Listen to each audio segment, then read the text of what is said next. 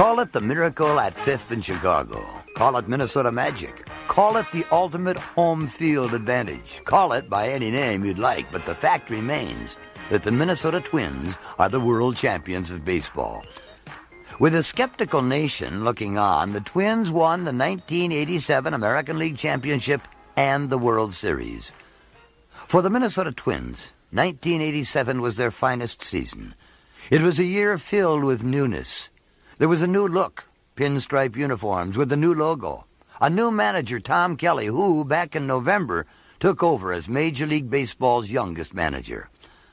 On the field, there was new life. A bullpen led by Jeff Reardon, the former Montreal relief ace of the National League. Sparkplug Dan Gladden, the gritty outfielder sent over from the Giants. Juan Berenguer, Joe Niekro, Al Newman, Sal Butera, and Dan Schatzeder all played important roles in 1987. And there was a newfound enthusiasm created by the Metrodome fans, all 2.1 million of them. In 1987, Twins crowds reached record proportions, both in numbers and noise levels, and the fervor of the fans carried over to the Twins broadcast booth, led by the veteran voice of Herb Carneal and the new sound of Touch 'em All John Gordon. So sit back, put your feet up, and enjoy all the thrilling calls of the 1987 season. But before we go too far, we must remember that the year didn't start on a very bright note. 1 month after the November hiring of Kelly, Detroit Tigers free agent pitcher Jack Morris and his agent Dick Moss swept into town to talk contract with owner Carl Pohlad and executive vice president Andy MacPhail. They left town without one. And there were rumblings among the Twins faithful. At the news conference to announce the club had not signed Morris, MacPhail made national headlines by saying he might have become an instant household name, like toilet. Spring training brought on the newcomers, and Orlando was the site of fresh optimism and an introduction to Tom Kelly's aggressive management style. The Gladden trade came late in the camp, and the Twins headed for the Twin Cities with a team generally picked to finish no better than 4th in the American League West. The season opened in the Dome with a 3-game sweep of Oakland. In Game 1, with the score tied in the 10th, in a preview of things to come from Kirby Puckett throughout the year, listen to what happened. Back goes Puckett at the fence, and he leaps. He got it! Oh, what a catch! A great catch by Kirby Puckett to Rod Pendleton of a home run. That one was worth the price of admission. Kent Herbeck knocked in the winning run in the bottom of the 10th with a bases-loaded single. And here's the set by Kruger and the pitch. Herbeck swings a fly ball to left. That's going to be it. Over the head of Canseco. A single for Herbeck. Scoring run by Dozy. And the Twins. And Gladden, the designated hitter that night, singled in 2 runs in the 9th for a 5-4 win in the 3rd game. Here's the pitch. Breaking ball swung on a long drive into left field. Over Canseco's head. Bouncing off the wall. Bernansky scores. Davison is coming home. The Twins win 5-4 on Dan Gladden's drive over Canseco in left field. What a ball game and what a rally. Later in April, the Twins turned fans away by the thousands before an 8-7 win over California. A record 51,717 fans saw a pattern beginning to emerge as Gary Gaetti won another game with a key hit in the 9th. Here's the pitch. Fastball swung on, and there it is. A long fly ball to center field over the head of Devon White. With a 16-4 loss to Toronto on May 14th, the Twins dropped to .500 for the first time in 1987. They found themselves 4 games out of first when Boston came to the Metrodome. Home cooking once again brought a dramatic improvement on the team's performance. Sets and delivers to Kirby Puckett. Fly ball, deep right field. Way back, way back. Touch 'em all, Kirby Puckett. Twins. The Twins acquired Joe Niekro from the Yankees for catcher Mark Salas on June 6th. 3 days later, the 42-year-old knuckleballer beat Kansas City in his Twins debut. The Twins were tied for first place in the American League West. The Twins defeated Chicago 7-6 on June 19th at the Dome, their 11th win in a period of 13 games. Tim Laudner's 9th-inning homer won this one. Rob James in the White Sox bullpen as Wynn delivers to Laudner. A breaking ball swung on, a high drive. Deep left center field. Way back, Boston is at the wall. Home run! A home run for Tim Laudner. Dan Schatzeder became a Twin on June 23rd in a deal with Philadelphia. A sweep of the Indians put the Twins 13 games over 500 as they hit the road. With a thud. They lost 7 of 8, and their lead was a half game. Ha-ha, but there was no place like Dome. July 3rd marked a return to the Metrodome and a return to winning. Minnesota won on the 4th, too, setting up Kent Herbeck's 9th-inning homer on the 5th to make it a clean sweep of the Orioles. And Herbeck swings a drive, hit the deep right, deep, and it's a home run over the canvas in right field. Leading by 2 at the All-Star break, the Twins started the second half of the regular season with a 4-game Metrodome split with Toronto. Next came the Yankees. Outstanding defensive plays by Kirby Puckett and Dan Gladden. And this 9th-inning Herbeck single beat the Yanks 2-1 in the opener. Swinging a line drive, base hit to center field. Gotti is rounding third base. Gary comes home with a winning run. The Twins win. Frank Viola beat New York the next night, and the lead was 2 heading into Toronto. The Twins lost 3 of 4, but the lead remained at 2. Next, the club headed west to play Seattle on July 27th. Mariners ace Mark Langston held the Twins to 2 hits through 8 innings. Down 3-0 in the 9th, Steve Lombardozzi tied it with this 3-run homer. Here's the set and the pitch. Fastball swung on a high fly ball to deep left center field. Back goes Nixon to the wall. He leaps, can't get it. It's a home run. Over the left center field wall for Steve Lombardozzi, and this game is tied. And one batter later, Gaetti put them ahead to stay. Valley puts down the sign. Nunez Winger's the pitch. Swinging a long drive into left field. There it goes. Going into the left field seats, a home run for Gary Gaetti. The 1st of August arrived, and the Twins led the Athletics by 3 following a 5-3 win in Oakland. Andy MacPhail acquired the future Hall of Famer Steve Carlton at the trading deadline. The Twins lost the next 2 to Oakland, and the lead was 1 as they visited Anaheim and the third-place Angels on August 3rd.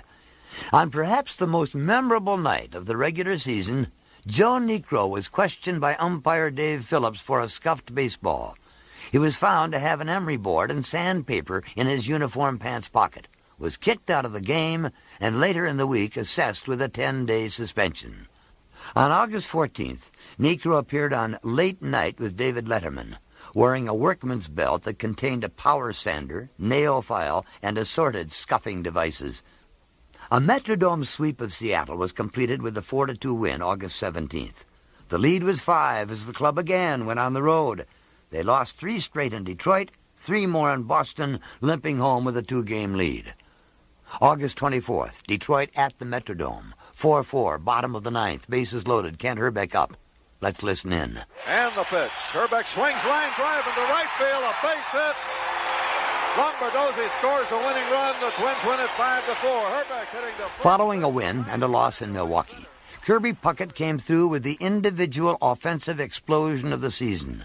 6 for 6, with 2 doubles, 2 homers, and 4 runs batted in a 10-6 victory. The next day, Puckett went 4 for 5. In a key move just hours before the deadline for acquiring players to be eligible for the playoff roster, Don Baylor was purchased from the Red Sox. Boston was in town for 3, so Baylor switched uniforms and dugouts in time for Game 1, a 9-0 loss. After winning the second game of the series, the Twins trailed 1-0 through 8 in the rubber game. Kirby Puckett stepped to the plate, and with 2 strikes and 2 outs, hit one of the season's more exciting home runs. And the pitch. Breaking ball, swing on, there it goes! A long drive by Puckett into the left field streets. The game is tied. Number 22 for Puckett. We're tied at 1. The Twins won the game in the 10th on a bases-loaded walk to Al Newman. Milwaukee returned September 4th, as did the late-inning heroics. Billy Beane, recently recalled from Portland for the expanded roster, singled to win it in the bottom of the 12th. Here's the first pitch. Line drive and base hit. Twins win on a Billy Beane single. The next night, it was tied at 1 in the 9th when Tom Brunansky came up. Long drive to center, way back, and it is a home run. On September 13th, a victory in Cleveland made the magic number talk a bit more serious. It was down to 15, and the lead was 4.5. 5 days later, it was 3.5 as the club prepared for its final home stand of the regular season. 6 straight over Cleveland and Chicago, and the lead was up to 5.5. Kansas City won the next 2 at the Dome, leaving the Twins in need of a single win to clinch a tie for the AL West. In the first inning, they got a pretty good start with a most unusual double play. And the pitch by Burt to Brett. Swung on a line drive, trapped by Gotti. Throw to second, throw home, and they got him at home plate. Then came the offensive explosion. Lee Brandt okays the sign from Jamie Quirk. Checks Newman, delivers to Puckett. A fastball swung on, fly ball, center field, back deep. Willie Wilson on the run. He leaps, he can't get it. It's a home run. Number 28 for Puckett. Here's the pitch. Fastball swung on, a long drive to center field again. Wilson back, and that one is long gone. Home run for Gaetti. Inside fastball, long drive to right field. There it goes. Another home run. A crowd of 52,924 roared its approval after the final out. The team needed one win in the final 6 road games, and the West was won. September 28th in Texas. 5-3 Twins leading in the 9th. Here's the pitch. Swing and a line drive. It is hit to Lombardozzi. Throw to first. Double play. A double play. 4-3. And the 17-year drought for the Twins is over. The Twins opened their first American League Championship Series in 17 years, October 7th at the Metrodome. Their opponents, the Detroit Tigers, had won the American League East title over Toronto on the regular season's final day. The Tigers owned baseball's best record and were heavy favorites to go to the World Series. But true to form, the Twins' dome field advantage proved significant. More than 55,000 fans were introduced to the AL West champion Minnesota Twins, and a new cheering device called the Homer Hanky. The crowd thundered from the game's first pitch. It didn't take long for an explosion. With no score in the second, Gary Gaetti faced Doyle Alexander, the Tiger veteran who is 9-0 since Detroit had acquired him in June. Swing, a high fly ball at the deep right center field. Way back it is. A home run. Detroit tied it in the 3rd, but Gaetti stepped up again in the 5th and became the first player in Major League history to homer in his first 2 postseason at-bats. Here's the pitch by Alexander. A swing and a fly ball hit out to deep right center field. Way back, and it's a home run. Number 2 for Gary Gaetti. The Twins scored twice more in the 5th to lead 4-1, but Detroit whittled away, took the lead at 5-4 in the 8th. Dan Gladden led off the Twins' 8th with a single and scored on this double by Kirby Puckett. Puckett swings a line drive out into deep left center field. Gibson on the run. Can't get it. The ball bounces high off the wall. Gladden is around third. Here's the throw to the plate. He is safe at home. A tie game and a double for Puckett. Minnesota loaded the bases on relief pitcher Mike Henneman, who gave way to 1984 hero Willie Hernandez. Don Baylor entered as a pinch hitter and slapped a clean single to left, scoring Puckett. Here's the set. In comes the pitch. Swing and a line drive. Base hit left field. Kirby Puckett scores. Herbeck will stop at third. The Twins lead 6-5. Tom Brunetsky followed with the double, and the Twins were up 8-5. Jeff Reardon came in as usual in the 9th. He struck out the side, including Kirk Gibson, to end it. There's the set by Reardon. And the 2-strike pitch. Swing and a miss. He struck him out with a fastball. The game is over. Game 2 brought the veteran pitchers Jack Morris and Bert Blyleven to the mound. Morris had never lost to the Twins in the Metrodome, an 11-0 record dating back to 1982. But this was 1987, and the Twins were ready. After spotting the Tigers a 2-0 lead on a Chet Lemon home run in the 2nd, doubles by Gaetti and Brunansky scored 1 run, and a walk later, Tim Loudner stepped to the plate. Swing, line drive into left field. That's going down into the corner. Brunansky will score. Here's Gagne at third base. He's going to try to score. The throw to the plate. He scores, and the Twins lead 3-2 on a double by Loudner. The Twins loaded the bases in the 4th as Dan Gladden came to the plate. And the pitch. Line drive, base hit, left field. 1 run is in. Here comes Brunansky. He's going to score. The Twins lead 5-2. In the 5th, Kent Herbeck made his first postseason hit a big one. Swing and a drive hit out to deep left field. Way back. Going. And it is a home run for Herbeck into the left center field seats. And the Twins lead it 6-2. Tigers pinch hitter John Grubb led off the eighth with Detroit down 6-2. He lined a shot toward Gaetti at third, who dove to his right, speared the ball, and rifled a throw toward Herbeck at first. The throw was to the right of first, low and wide. Herbeck made the diving stretch and kept his foot on the bag. Here's how it sounded. Swings, hits a ground ball behind third base, backhanded by Gaetti. Long throw to first base, and Herbeck reaches out, lying down, and catches the ball. Juan Berenguer entered later in the eighth after the Tigers had cut the lead to 3. He faced 2 batters. Both went down. In the ninth, Senor Smoke struck out the side. Pat Sheridan was last. Here's the windup, the 2-2 pitch. Swing and a miss, they struck him out. Minnesota looked unbeatable at home, but fans wondered if road trips would give them as much trouble in the postseason as they had in the regular season. Les Straker started Game 3 in Detroit and was roughed up for 5 runs in the third inning. With the score 5-2 and Randy Bush on first with a walk, Tom Brunansky cut the lead to 1. There's a high drive, deep left center field, way back out there, and that ball is in the lower deck.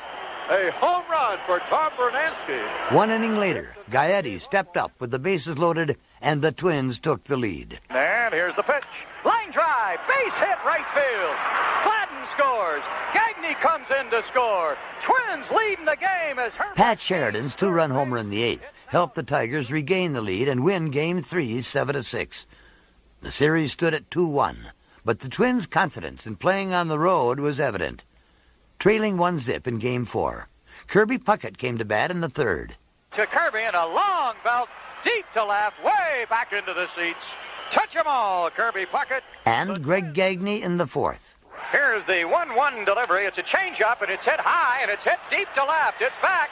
It's back. It's gone. Touch 'em all, Greg Gagne. Gaetti's sacrifice fly scored Puckett in the fifth, and the Twins led 3-2. Gene Larkin knocked in the eventual game winner with this pinch hit double in the sixth. Bananas pitch. Swung on a ground ball over third, down the left field line. Here comes Gagne home. Gladden on his way to third as Gibson tracks the ball down. Gladden will stop at third. Larkin has a double, and the Twins lead 4-2. With the Twins clinging to a 4-3 lead in the bottom of the sixth, Detroit had runners at second and third with 1 out, and they had the momentum until Loudner and Gaetti teamed for one of the most important plays of the postseason. Whitaker takes low and inside to throw to third, and he is out. They picked off Darrell Evans at third base. The Tigers' inning ended on a fly out to center, and Berenguer and Reardon mowed him down in the 7th, 8th, and 9th. A single by Lombardozzi added insurance in the 8th. Here's how it ended. As Reardon leans in to take the sign, here's the set and the pitch. Curve strike 3 called a breaking ball, and he got him looking. Reardon gets Gibson looking to end the game. No runs. Leading 3 games to 1. Doyle Alexander returned to the mound in Game 5 and was shelled early. Minnesota scored 4 times in the second, and Alexander went to the showers after retiring only 5 Twins. Detroit cut the lead to 1 in the 4th. In the 7th, Randy Bush's sacrifice fly scored Herbeck, and an Evans error in the 8th allowed another run to score. The Tigers made it 6-4 with a run in their half of the 8th, but Tom Brunansky signed off on the ALCS. Brunansky gets a high fly ball to deep left field. Boy, this is really tagged. And back goes Gibson all the way, tries to reach over the railing, and he can't get it. It's a home run for Tom Brunansky. The Twins scored 2 more. Detroit 1 more. And Jeff Reardon was 1 pitch away from taking the Twins to the World Series. And the pitch. Fastball swung on a ground ball to Reardon. He's got it. Throws it to Herbeck, and the Minnesota Twins are the American League champions. And how does that sound? Yes, after 22 years, the World Series. After the jubilant cork-popping and endless interviews that followed the victory, the Twins boarded a charter jet for the Twin Cities and an expected homecoming. Talk among the players on the trip home had the awaiting crowd numbering an incredible 15,000 fans. They had no idea what they would walk into when the bus pulled into the Metrodome ramp. This is a bigger crowd than we had at Tiger Stadium by far today. More than 50,000 adoring fans turned out on a late Monday night to welcome home their American League champion heroes. I tell you, let's hear it one more time for the American League champion Minnesota Twins. Each player was introduced, and many shed tears. It was a fitting tribute to a Minnesota Twins team that shared a togetherness and camaraderie remarkable among professional athletes. The 4-1 series win over Detroit gave the Twins 4 days off before the World Series began. They sat back, pitching staff getting well rested, as the St. Louis Cardinals won the National League playoff series over San Francisco in 7 close, tough games. The Mississippi River Series, they called it, and the home field advantage was with the city of the North. The World Series, too, opened in the Metrodome, this time on a Saturday night, as America's pastime held its championship indoors for the first time. In Game 1, Frank Viola took the mound for Minnesota, opposing the Cardinals' rookie left-hander Joe McGrain. The Cardinals scored first in the second, but it took only until the fourth for the nation to hear how loud the Metrodome crowd could be. Singles by Gaetti, Baylor, Bernatsky, and Herbeck scored 2 runs. A walk to Lombardozzi spelled the end for McGrain, and on came the veteran Bob Forsch. Loudner singled home a run, and the bases remained loaded.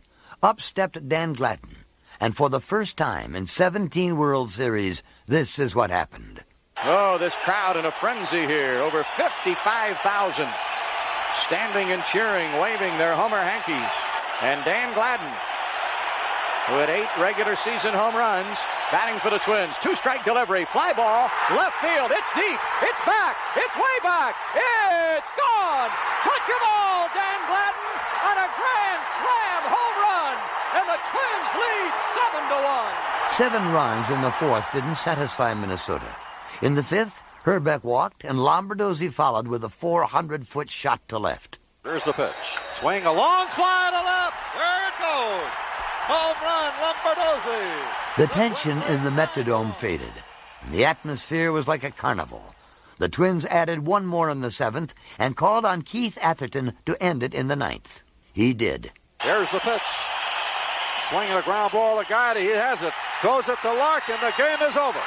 The next night brought a duel between right-handers Bert Blyleven and the Cards' Danny Cox.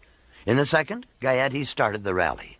Breaking ball swung on, a fly ball hit the deep left field. Way back, it is a home run for Gary Gaetti. The Twins again opened the floodgates in the fourth. Singles by Puckett and Herbeck and a walk to Gaetti loaded the bases. On an 0-2 pitch, Randy Bush brought the crowd noise up a few decibels. Here's the pitch. Line drive, base hit, right field. Kirby Puckett will score. Ken Herbeck will score. Gaetti on his way to third.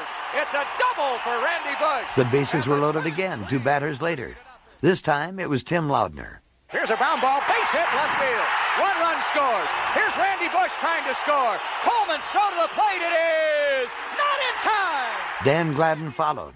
Gladden swings, line drive, base hit, left field. Cut And off. after Lee Tunnell replaced Cox, Greg Gagne capped the inning off this way. Gagne swings, loops one to right. This is going to be trouble. Drops in for a base hit.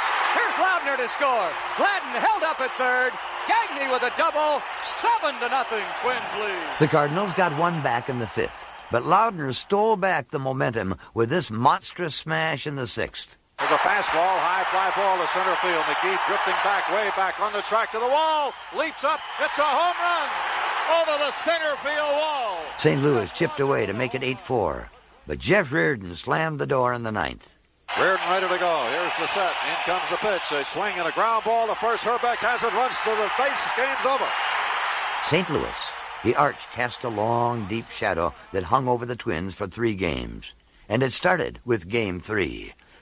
A pitcher's duel between the 28-year-old rookie Les Straker and the cagey left-hander John Tudor dominated the game at Busch Stadium.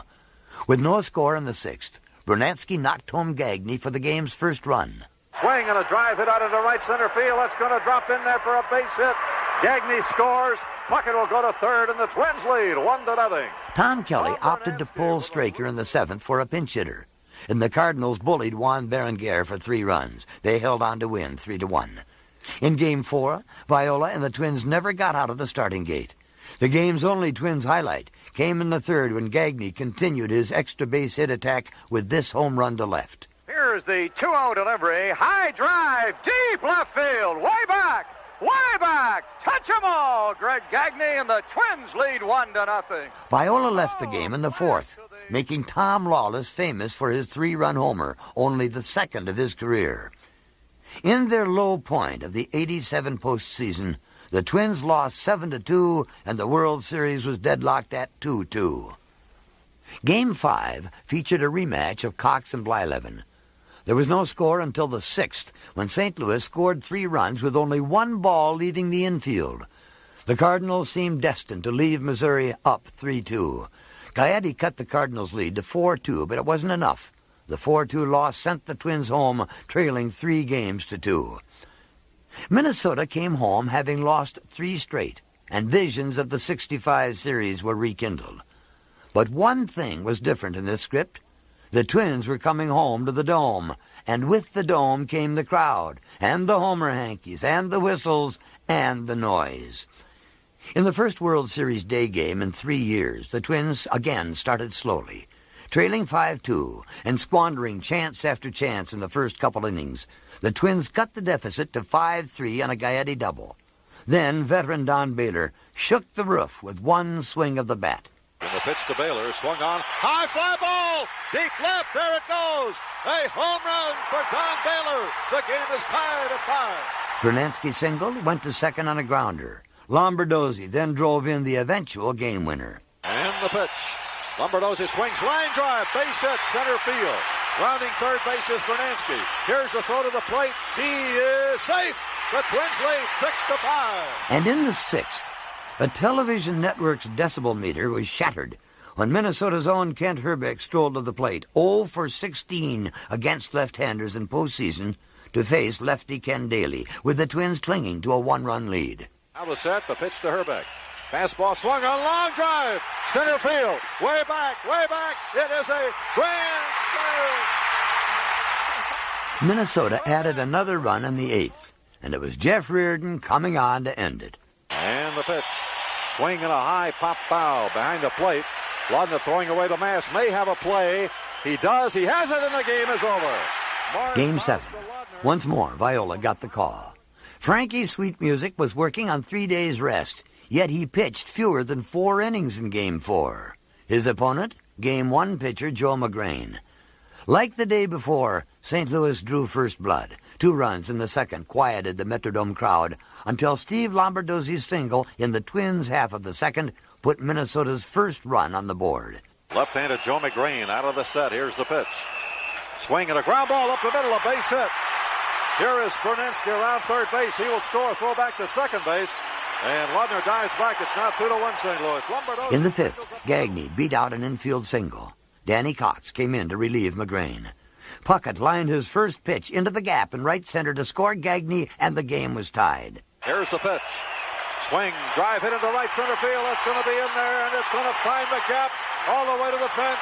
Greg Gagne around third will score on the double by Puckett. The game is tied at 2. Gagne came to bat again in the 6th, this time with the bases loaded, 2 out, and Todd Worrell on the mound.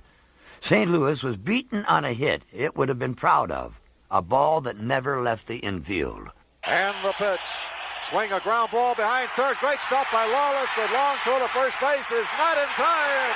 Gagne beats it out. Bernansky scores. The Twins lead 3-2. Viola kept mowing down the Cardinals, 7 strikeouts in all, and Gladden added insurance, scoring Laudner from first on this 8th-inning double. The fastball swung on, line drive into right center field. And that ball is in the gap, all the way to the fence. McGee picks it off, throws it to her. Laudner is coming home. The throw to the plate is bobbled by Lake. Laudner scores.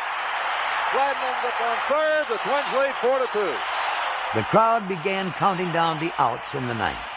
Reardon was called in to finish it and put St. Louis down 1-2-3. The Twins, just 85 wins on the season and prohibitive postseason underdogs, were baseball's world champions. Here's the pitch. Swing a bouncing ball to God. He has it. Goes to Herbeck. And the Twins are baseball's world champions. The world champion Minnesota Twins. McGee grounding to Gotti for the last out of the World Series. The Twins win it 4-2. Let's listen to this crowd. What else?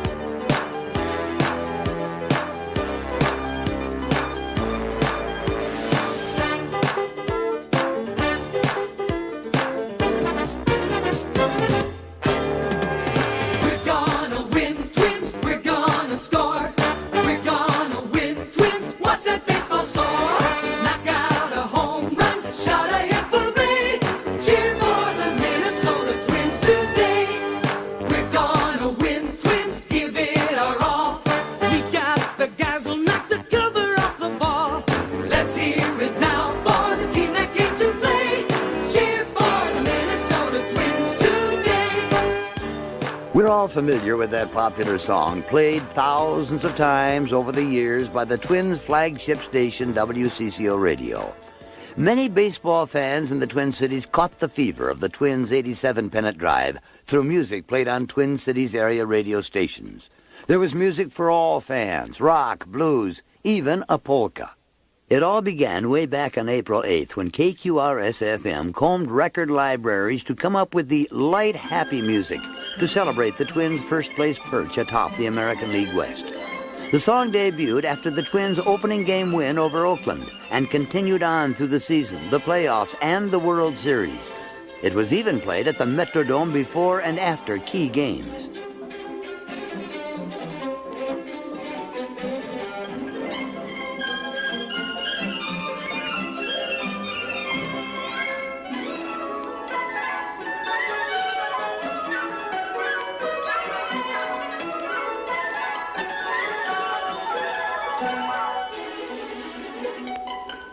Meanwhile, KQRS helped put the name Craig Schumacher on the radio map with one of the Twins' greatest hits of the 87 season.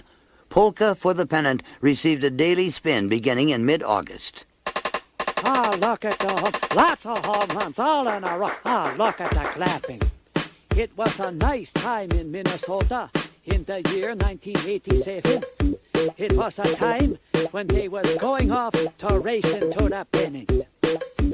We are the Minnesota Twins, Polka for the Pennant. We are the Minnesota Twins, Polka for the Pennant. We are the Minnesota Twins, Polka for the Pennant. We are the Minnesota Twins, Polka for the Pennant. Oh, look at who's coming up to bat. It looks like Gary Gaetti. Hit us a home run. Come on, Gary. Over the polka, over the fence. Over the fence. There we go. Hey, look at who comes up after this. It's Kent Herbeck. Polka over the fence, Kent. Oh, look at that. All those over the fence. All at the same time. Oh, look at the clapping. And the whole place goes wild. It was a good year. Oh, look at what happened to Negro. He was just doing his nails. We are the Minnesota Twins, Polka for the Pennant. We was doing so good. Joe Shefchik also contributed to the Twins' hit parade with the World Series Shuffle, a bluesy guitar ode to all of their fans.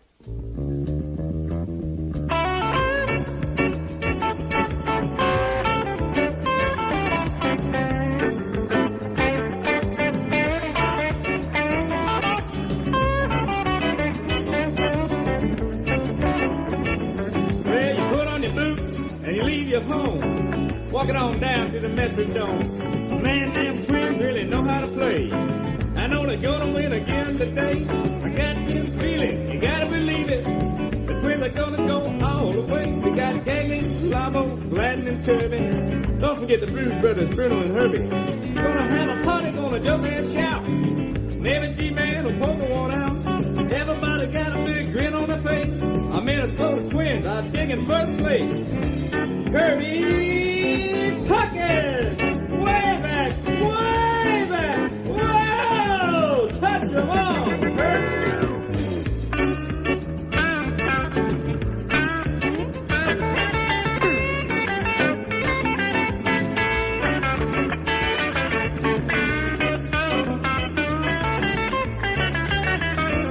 Well, gas was a quarter, a phone call a dime. 17 years is a mighty long time. Out on the street, they're going delirious. They know we're gonna win the World Series. The Twins got everything under control. No stopping now. Hey, we're on a roll.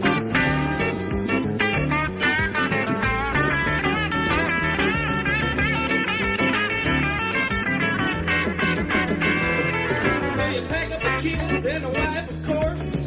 We don't need another sports divorce. Grab a bag of peanuts and maybe a beer. We got a great team, so stand up and cheer. Everywhere they go, they're chugging the wins. The greatest team in baseball, the Minnesota Twins.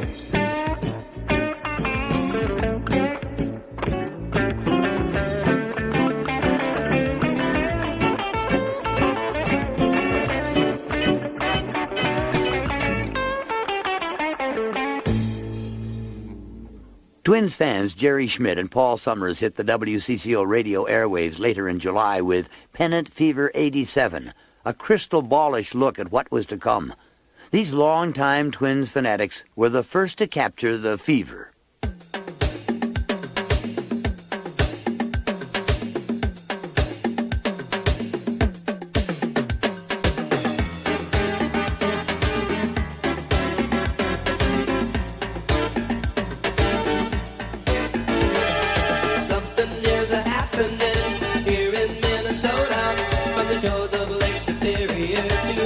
South Dakota, you can feel it burning in the air as far as Canada. They say it's even starting to spread way down in Iowa. There ain't no way to slow it down once this thing begins, 'cause this is gonna be the year of the Minnesota Twins. Pennant fever, Pennant fever, Pennant fever. There's Herbie, Kirby, G-Man, sitting on our bench. Tim and Tom, Gene and Juan, Frankie, Bert and Joe, Randy, Roy, Sal and Al, Gagey and Lambo. With Mike and Mark, Keith and Les, Jeff and George and Dan. Away from home or at the Dome, you're gonna understand. Minnesota, we got Pennant fever. Minnesota, we come here to play ball.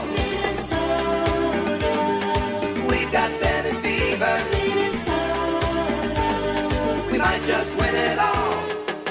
Pennant fever, fever. Pennant fever, fever, fever. Pennant fever, fever. Pennant fever.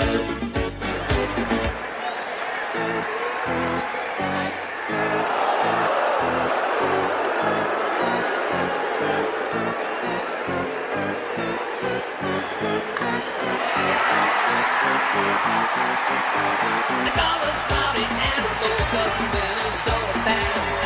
So all you other teams beware when we fill up the stands. The boys of 82 are back and really looking good, playing ball and doing it all just like we knew they would. We'll show appreciation for TK and the team, and let them know we're here to say, well, this is what we mean. We've got Pennant fever. Minnesota. We come here to play ball. Minnesota. We've got Pennant fever. Minnesota. We might just win it all. Pennant fever. Catch it. WCCO Radio's Kurt Lundgren received a 2 a.m. call in September from a pair of Twins fans from Chicago. Scott Anderson and Dave Granger were so wrapped up in the pennant race that A Matter of Pride was written. Lundgren debuted the track on WCCO Radio over the phone from Chicago. I'm going to Minnesota. I'm going to my home and gather with my family at the place we call the Dome. We'll all cheer on our Twinkies. Let's hear it for our side. We're all die-hard believers. It's a matter of pride. It's a matter of pride. Our time has arrived. How patiently we've waited. It's time we celebrated. Since 1965, we've kept the dream alive. For 22 long seasons, it's a matter of pride. If Hubert was still with us, be sure to make him proud to watch his Kelly's heroes bring home the Western crown. We've paved our way to glory, where only the strong survive. It's survival of the fittest. It's a matter of pride. It's a matter of pride. Our time has arrived. How patiently we've waited. It's time we celebrated. Since 1965, we've kept the dream alive. For 22 long seasons, it's a matter of pride. So come now, all ye faithful, Minneapolis and St. Paul, for my friends in both Dakotas to International Falls. Let's gather round the hopeful, let's keep the drive alive. We're all die-hard believers, it's a matter of pride. It's a matter of pride. Our time has arrived, how patiently we've waited. It's time we celebrated. Since 1965, we've kept the dream alive. For 22 long seasons, it's a matter of pride. It's a matter of pride. Our time has arrived, how patiently we've waited. It's time we celebrated. Since 1965, we've kept the dream alive. For 22 long seasons, it's a matter of pride. It's a matter of pride. Our time has arrived, how patiently we've waited. It's time we celebrated. Since 1965, we've kept the dream alive. For 22 long seasons, it's a matter of pride. It's a matter of pride. Prior to the beginning of the American League Championship Series, the morning crew at KQ began the process of ending Detroit's season by sticking pins in voodoo dolls representing the Tigers' Kirk Gibson, Doyle Alexander, and Larry Herndon. The local band, Von Ripper, produced and performed Voodoo Magic to rub salt in the wounds of the opposition.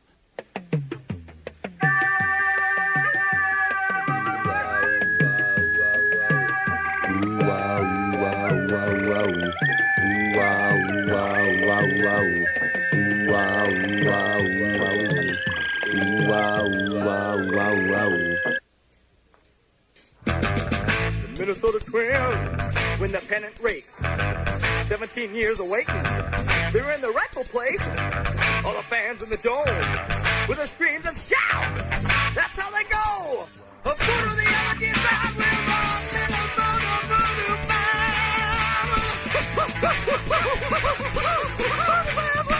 All the teams don't take it, but the Twins fans, they understand. Got the home of Hankies, got their mojo too. Look out, National League, gonna voodoo you too. Got Kirby Puckett and the G-Man too. Got Commandant, put their hands on you with the Minnesota Voodoo Band. All the teams don't take it, but the Twins fans, they understand. I don't get it, why? The New City Rockers got the Twin Cities rolling with Rev It Up, a song edited and spun by the folks at KDWB FM. The cut features highlights of the Twins' most memorable season ever. Rev it up, have a wild night. Rev it up and never see a red light. In the streets, have a wild night. Rev it up and never see a red light. Yeah, and the pitch. Sinker swung on line drive, base hit left center field. That'll score Lombardozzi with the third one of the inning, and the Twins lead it 3-0. The night is calling. Come on and get your feet on up. It's time to fuel it and get it going. Come on and turn the heat on up now. Don't say it soundly. Take control 'cause you earned the right. Don't you hold back. Don't you worry. Live it up tonight. Well, this could be the day, huh? Looking for some action. I guess so. We're gonna start a chain reaction. Let's go out, have a wild night. Rev it up and never see a red light. In the streets, have a wild night. Rev it up and never see a red light. Fly 11.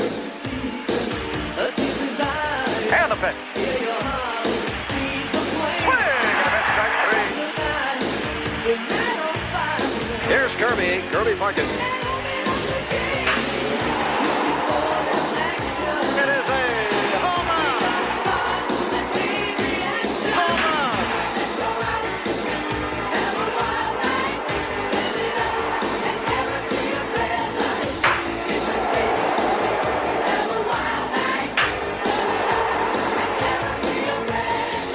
a high pop-up. Foul ground. Down the first baseline. Herbeck calling everybody away. He's got it. Here's a Gibson bunt. It's a good one. Schutzlader picks it up. Flips to first. Out at first base, and the inning is over. Pitch to Bernansky. A ground ball on the left side. It's a base hit. Here's the set, the pitch. Swing and a line drive caught by Gagne at shortstop. Oh, what a big out that was. Well, the Twins are 3 outs away from an American League championship and moving on to the World Series. Hear the night is strong. Come on and take your feet on up now. It's time to feel and get it going. Come on, turn the heat on up now. Looking for action. We're gonna start a chain reaction. Let's go out, go Twin, have a wild night. Rev it up and never see a red light. Fly ball to deep left. Have a wild night. Home run. Rev it up and never see a red light. Have a wild night. Have a wild night. Rev it up and never see a red light. In the street, have a wild night. Rev it up and never see a red light. Reardon locates the sign from Lautner as Whitaker leads at second. Gibson from first and the pitch. Fastball swung on a ground ball to Reardon. He's got it. Goes it to Herbeck, and the Minnesota Twins are the American League champions. And how does that sound? The Minnesota Twins, American League champions.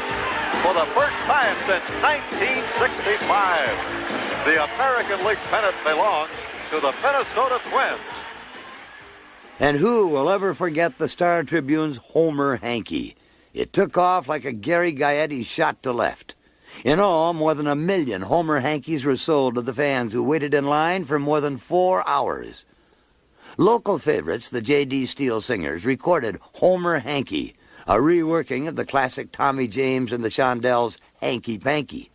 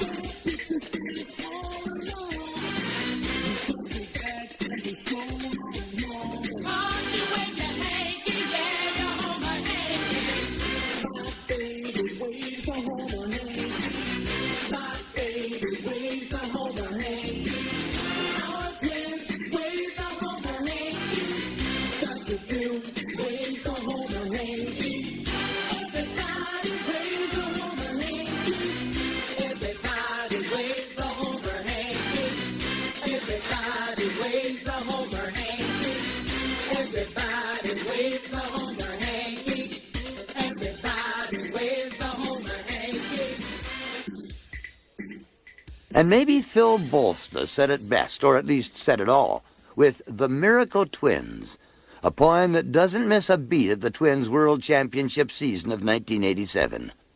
'Twas the end of the season, and all through the league, every team was complaining of pain and fatigue, with one stunning exception, the Miracle Twins, who kept fighting back and kept piling up wins.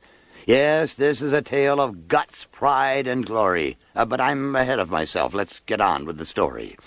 'Twas a day late in May when we ventured from home, parked 12 blocks away, and then walked to the Dome. The turnout was light, I guess you could say. There were scalpers just giving their tickets away. The children were nestled all snug in the bleachers, while dollops of frosty malts dripped down their features. And Mom, with her bratwurst, and I, with 2 brews, had just settled down to watch the Twins lose. When I heard by the dugout such clapping and cheers, I sprang from my seat and spilled both my beers.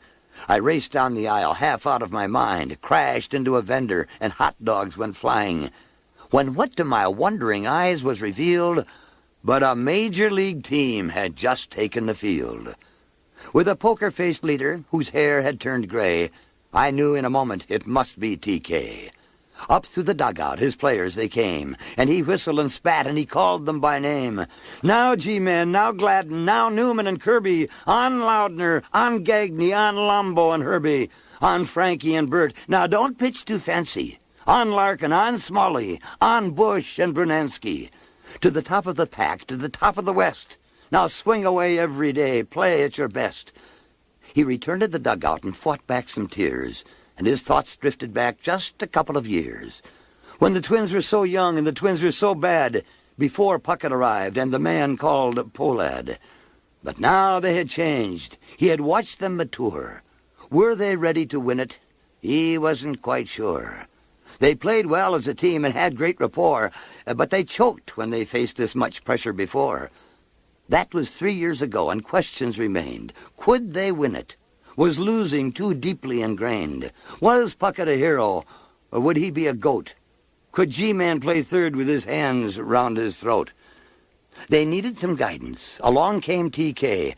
"Just a game at a time, boys," he'd solemnly say. "Lots of ball left. I like the players I got. Just a game at a time, boys, and we'll have a shot." At home in the Dome, yes, the winning came easy. When the Twins hit the road, though, their fans became queasy. With their heads bowed in prayer, fans circled the Dome and knelt as they prayed, "Please, God, bring our boys home." Now the Twins are pursuing their own holy grail, but their quest would have stalled without Andy MacPhail. He wheeled and dealed with brilliant acumen, getting Gladden, Nieto, and Reardon, and Newman. And he picked up Joe Niekro and Juan Berenguer, and when they pitch together, they make quite a pair, like a 1-2 punch from Muhammad Ali. Float like a knuckler, sting with Juan B. Now the pitching staff set, led by Frankie and Bert, and strikers come through after years of being hurt. And when the game's on the line, TK goes to the mound, and Reardon strolls in and nails it down. But a spark was still needed to bust down the doors. So he dealt for some veterans who've been through the wars. First Carlton, then Baylor were welcomed aboard. The Twins were contenders, their spirits had soared. But will destiny smile as the Twins chase their dream? It will all boil down to the heart of this team. To the four who have battled, united as one, for these four will not rest till the fighting is done. They have come much too far to abandon the prize. If it takes their last breath, you can count on these guys. When the Twins win the pennant and it's raining confetti, thank Herbeck, Brunansky, Puckett, Gaetti. And when the dust clears and the series is won, they'll hoist up TK and he'll join in the fun. They'll drink Moosehead brew till their cheeks are bright red. Then they'll circle TK and pour beer on his head. And you'll hear him exclaim, all drenched and elated, "Thank God we weren't featured in Sports Illustrated." Watch That Baseball Soar will forever be a part of every Twins game. In August, WCCO Radio and KMSP-TV commissioned an updated version of the classic Win Twins song. It had been modernized a bit, fit with a heavy backbeat and a second verse. The excitement of watching a crowd of 55,000 strong sing this Twins classic is a sight in itself. So let's hear it one more time for the 1987 world champions, our Minnesota Twins. Driving to the top, give it in our all. We're not gonna stop. We'll put that bat to the ball. And everybody cheer.